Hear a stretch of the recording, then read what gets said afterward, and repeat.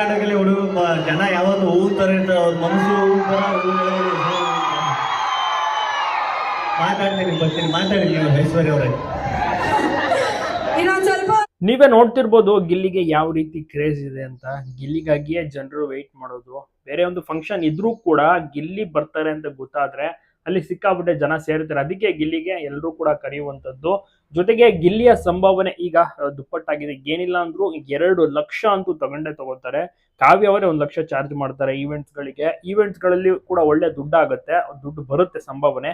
ಯಾಕಂದ್ರೆ ಅವರು attend ಆಗ್ತಾರಲ್ಲ, so ಹೀಗಾಗಿ ಅಲ್ಲಿ ಏನು ರಾಜಕೀಯ ವ್ಯಕ್ತಿಯ ಒಂದು ಫಂಕ್ಷನ್ಗಳಾಗಿರ್ಬೋದು, ಗ್ರ್ಯಾಂಡ್ ಓಪನಿಂಗ್ ಕಾರ್ಯಕ್ರಮ ಆಗಿರ್ಬೋದು, ಸೊ ಅದಕ್ಕೆಲ್ಲ ಗಿಲ್ಲಿ ಅವರನ್ನ ಗೆಸ್ಟ್ ಆಗಿ ಕರೀತಾ ಇದ್ದಾರೆ. ಬಿಗ್ ಬಾಸ್ ಮುಗಿದು 5 ತಿಂಗಳಾದ್ರೂ ಕೂಡ ಇನ್ನ ಗಿಲ್ಲಿ ಕ್ರೇಜ್ ಅಂತೂ ಕಡಿಮೆ ಆಗಿಲ್ಲ, ಜಾಸ್ತಿ ಆಗ್ತಾನೆ ಇದೆ. ಜನರು ಗಿಲ್ಲಿನ ನೋಡೋಕೆ, ಮೀಟ್ ಆಗೋಕೆ, ಫೋಟೋಗಾಗಿಯೇ ಮುಗಿ ಬೀಳ್ತಾರೆ.